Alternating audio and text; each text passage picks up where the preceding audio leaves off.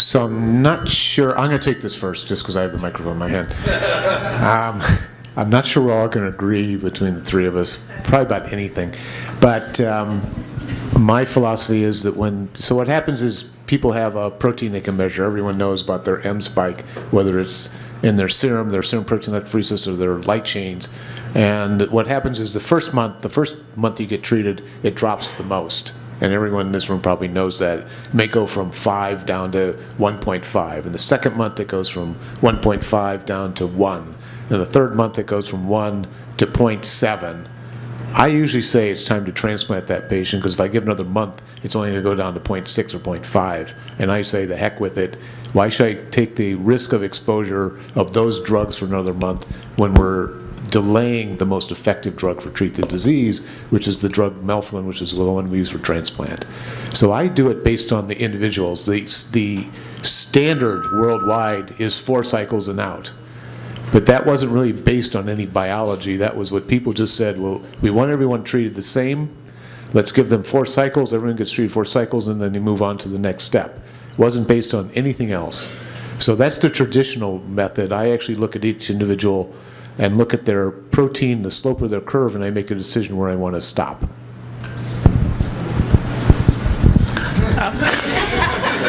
Question, I guess. Yeah. I am, thanks. No, I think the reason is because we normally don't transplant, but we actually are transplanting. So I do agree, and in fact, the data shows that the deeper the response going in, the deeper the response coming out. And so, and as David said, a lot of the Europeans, probably for medical economic reasons, give 4 cycles and then stop. And obviously the people with a complete remission coming in have a higher likelihood of being in a complete remission coming out. Having said that, our approach, which I think is somewhat similar, is that we treat to the best response. And what I tell the patients is that we try to treat to the plateau. And if the plateau is 4 cycles, great. If it's 8 cycles or if it's 12 cycles, we just treat to the plateau. I don't know if there's actually data to support that getting people, actually I know that there's no data, that getting people to a CR in 12 months is necessarily the equivalent of a complete remission in 4 months, but that's the approach that we've taken. Here it is. In addition to what's being said, which I agree with, we like the patient to have the best response. But in all the clinical trials that excluded patients that progressed during induction, there is no impact on the outcome. And there is clear data that actually if you transplant patients that did not achieve even a partial response, you actually have the maximum benefit. Those patients that are the few group patients that I offer them tandem transplant or 2 transplants, if they have not responded very well to Revlimid, Velcade induction, had good response with the first cycle of treatment, we try to give a second cycle to consolidate that response. And we treat to maximum. Ideally, transplant should be done in the first 12 months of treatment. So let me bring this up, because somebody may ask. So the other issue is, let's say you didn't get a fantastic response. So you started off with VRD, Velcade Revdex, and the number went from 5 down to 2.8. And you get another cycle and went from 2.8 to 2.7. Doctor says, well, you're borderline just partial remission. Partial remission is if it went from down more than 50%. So the question is, should you be transplanted then, or should we give you another regimen? And because some people, particularly in the community, say, well, they didn't get a very good response, they didn't get a complete remission, I'm not going to send them to transplant yet. Wrong. What you're doing is you're still delaying the best treatment. There have been 3 studies, 2 of them say you should not give a second kind of treatment before you do a transplant. You should just send them for the transplant. It doesn't change the outcome. I don't know, were you on the trial for the CIBMTR, Ravi Vijay's trial? But we actually looked at thousands of patients, hundreds of patients, whether they got a second line of therapy. So they got VRD, and let's just say that we gave them KD next.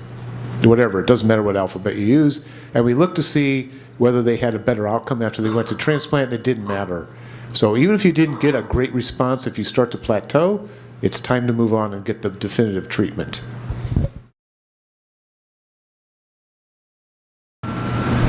Yeah, so I think the whole field of what chromosomal abnormalities are doing is something in evolution.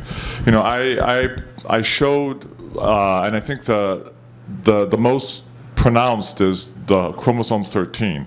You know, before the era of these new drugs, chromosome 13 was probably the most common negative prognostic chromosomal rearrangement, that if patients had that with traditional chemotherapy, they did very poorly, which now is no longer the case. We don't even talk about 13.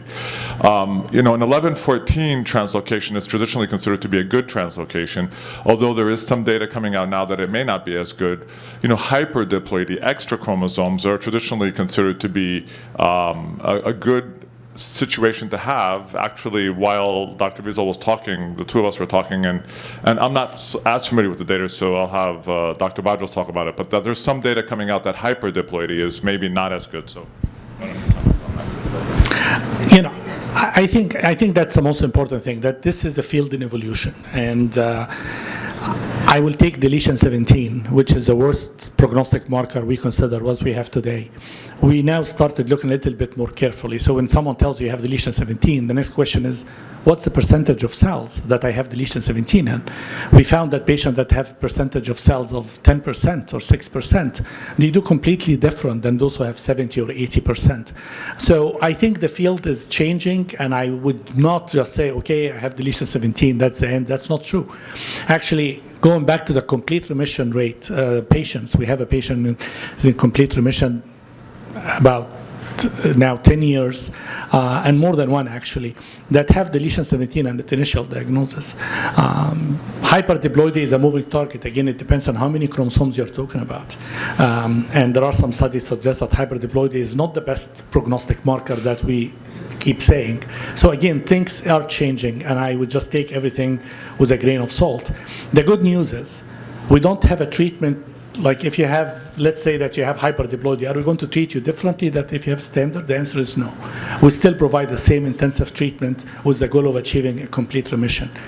Monitoring cytogenetic abnormality is important than just one reading. So you need to repeat that at day 100 before transplant to see exactly what's the impact of each step of treatment on those cytogenetic abnormality.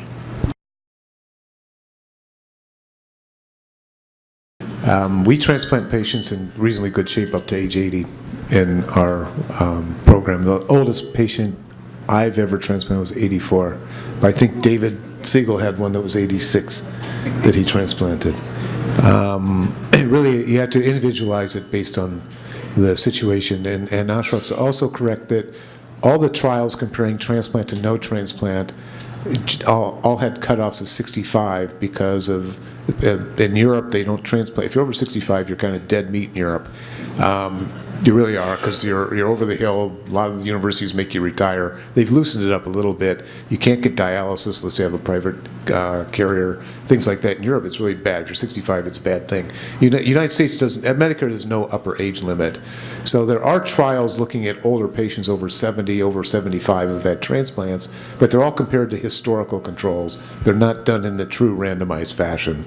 And compared to historical controls, the older individuals do benefit just like younger patients do from transplant. They don't have as long of survival because they're older and they have other medical issues, but they still benefit and respond to the transplant the same as a younger individual. Actually, with today's regimens, I think that my colleagues can comment on that, the majority of the patients actually, majority being over 50%, get a very, very good partial remission or better. Complete response rates, depends on which study you're looking at, are in the 40% range in a lot of the studies. And MRD negativity, actually, depending on the trials, is approaching 40 to 50%. They may have different things. So actually, it's the minority of patients who are probably just getting partial remission to everything. The issue is you essentially have the hand you're dealt with. I think Yvonne has talked about this, and each of my colleagues can talk about whether we should keep treating people to get to this magic surrogate marker of MRD negativity. So if you only get a partial response with initial therapy, a transplant, should you give them more drugs just to get to this this epitome of where we want to get is the MRD negativity. We have any data to prove or disprove that that's the best way to go. Because to get to that level, you're also using up drugs or using up your bullets in your gun for later on down the road. So my approach, which this particular individual knows, is leave well enough alone. There's still a lot of ammunition in storage. We can keep people going. PR, I have one of my favorite patients is 20 years out, has never been in complete remission. He's only been in partial remission for over 20 years. When you look at the survival data that Ashraf, I think, may have hit the tail end of Total Therapy 1, we had about 15% of the patients who lived 10 or more years, and only a fraction of those 15% were actually in complete remission. So you don't have to be in complete remission to live a long time. The likelihood of living a long time is to be higher, but there's certainly patients who don't get complete remission who have very, very long lifespans. Do you have a microphone? Check 1, 2. So I agree with a lot of that, and I think the discussions that I have with a lot of my patients is that there's a lot of data, and we certainly spoke about it, that the deeper you go, the better it is. But the other side of it is the faster you rise, the worse it is. And so it's probably much worse for somebody to go down to 0 and to be back up to 0.5 within a month of having hit 0 than for somebody that has never gotten to 0 and just sort of sits there. And and I think the three of us have a bunch of these patients that never make it to 0 and do very well. And I would argue, and what I talk about is conversion to what I call a myeloma MGUS. It's an indolent clone. It's a clone that just sort of sits there, especially the ones that sit there. Now, the ones that are rising is different. But for the patients that are just sitting there, I think you can watch and wait and not intervene until you start seeing signs of rising. I have a similar story of a patient that was on alpha interferon in the 90s, because that was the therapy that was used back then. And she had an M spike of 1.2 that was rock stable for about 5 years, and I convinced her to stop treatment, and she's been off therapy since 2002, and her M spike is drifting down and it's still 0.7. But I mean, this woman is in a PR and is in a very stable PR. And I think we all probably have a significant number of these people. So my approach has been to treat to the maximum response, but if it plateaus, don't try to drive it down further. Only respond if it starts rising again, because there are a significant subset of these people that can stay that way for a long time. I just want to emphasize that not achieving MRD or stringent CR is not a failure of treatment. You just achieve the maximum response. The whole idea is the durability of that response, rather than responding quickly and then relapsing quickly.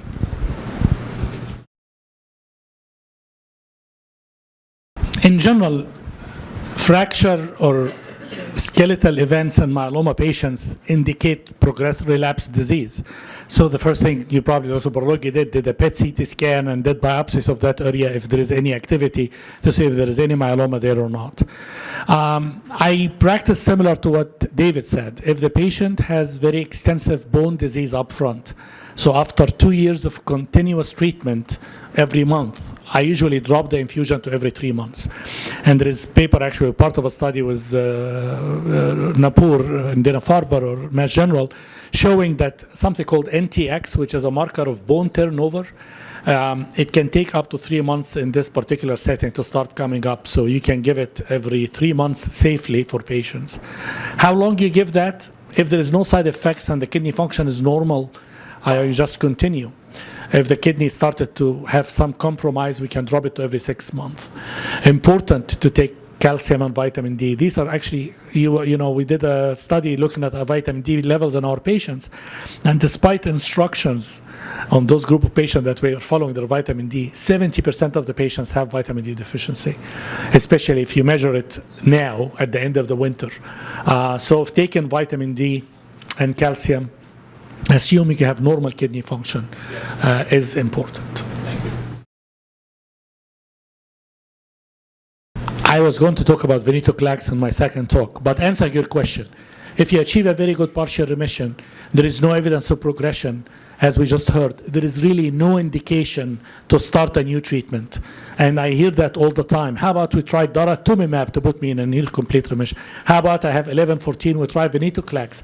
There is really no data that the keep treating for this MRD negativity is the goal of treatment. There are some protocols that will actually started to try to look at MRD negativity as an endpoint.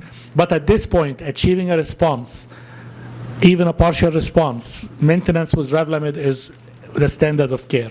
We don't keep treating until you achieve MRD negativity. I know the myeloma community is hyping up MRD negativity because it's the goal that we all like to achieve. But I wouldn't do what you're saying, at least at this point. There is no data for that. More importantly, no trials will allow patients with a stable VGPR to go on a Venetoclax trial. All the data trials we have is for patients that have progressive disease.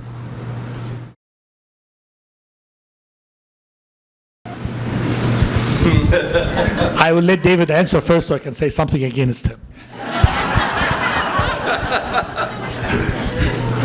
I wouldn't even do an annual skeletal survey unless there was some medical indication to do it.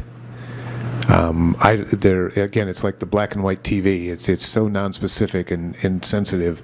Unless you've got some new aches or pains that are different than underlying arthritis, which most of us have, including myself, I don't think that they really serve much purpose. They're much better off. It's unusual if you have a protein you can measure to have the protein stay low and develop new bone lesions, particularly at first relapse. So it would be highly unusual to do that. So usually, if you're having increasing myeloma parameters, and you said, well, let's restage and do the whole spiel, I'd say fine. But in the absence of being in remission, I personally don't routinely say, oh, it's time for your yearly bone survey. It doesn't happen.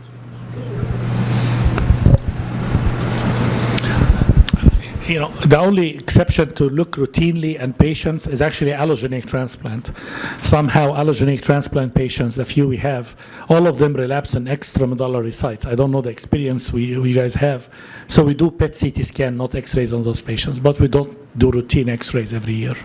Unless dictated by some studies we have require x-ray every year, which is left from old way of doing business.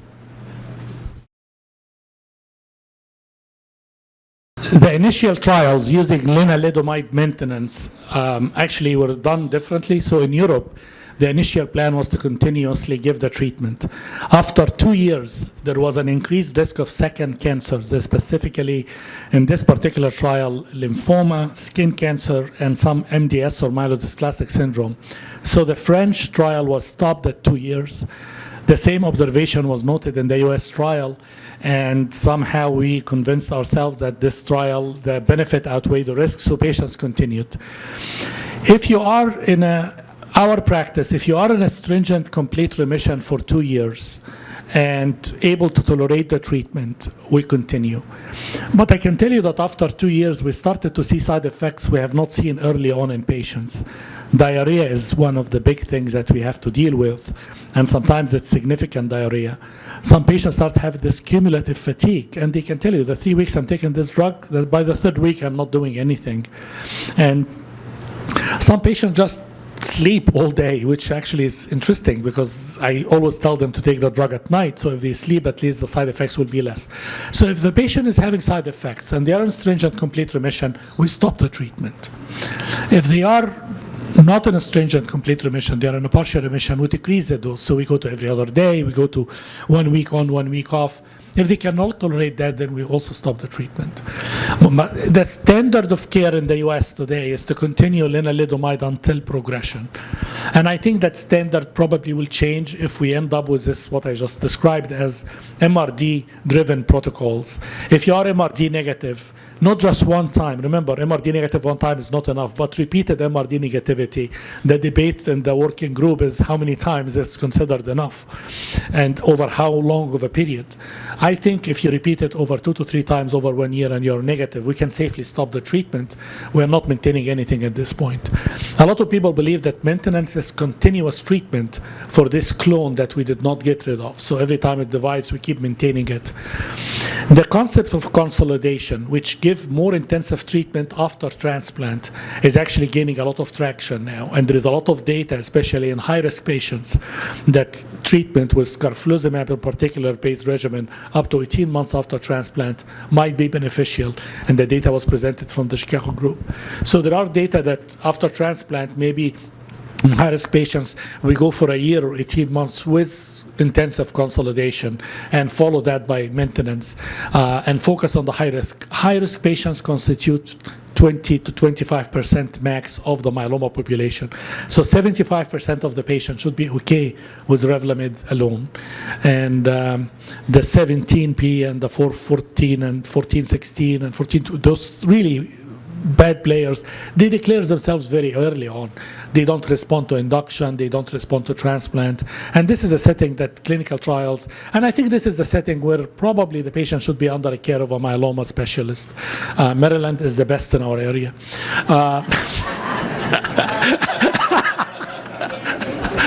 Compared to this place down the street, Hopkins, or this other place, Georgetown.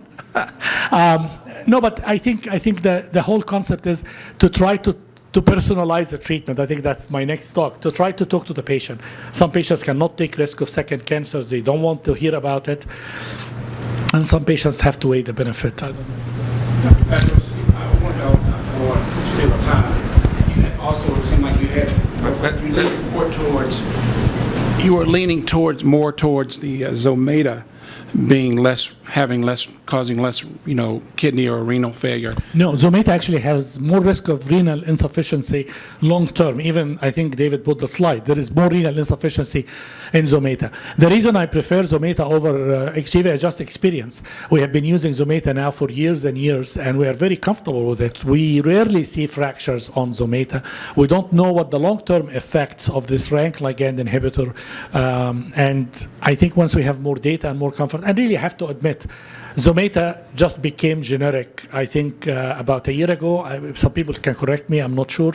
And it has dropped in price significantly. So I think we all have to be a little bit more conscious of the expenses. Not the best, more expensive is better all the time. I really don't have an answer to that. We probably should do something called mandibular MRI, or the specific CT scan and MRIs can be done. There are some patients we are seeing now that develop what's called plasmacytoma in a site of prior injury. And that's something I've not seen before, but if you have a catheter in place and the patient had skin plasmacytoma, it comes in the site of the catheter. That has been well described in other cancers. We have not seen it in myeloma. I don't know if you have or not. But I've seen 2 or 3 cases like that. We have a patient who had a car accident, actually, and the plasmacytoma ended up in the site of bone destruction from the car accident because he had metal in that area. So I don't know if plasma cells have propensity to go to those sites, but I can't answer that definitively. So this is something that we've been doing a lot of at Hopkins, allo transplants and allo post-transplant, post-autologous. So there was a European trial that in the initial setting compared 2 autologous transplants as standard treatment, which is different than this situation, by the way, to a standard autologous followed by a mini allo. And the Italian trial showed that there was a benefit to the allo transplantation. These same studies were done in the United States and did not show any benefit. Now, so this whole idea of consolidation with more of an immunotherapeutic, a graft versus myeloma effect sort of came out of favor.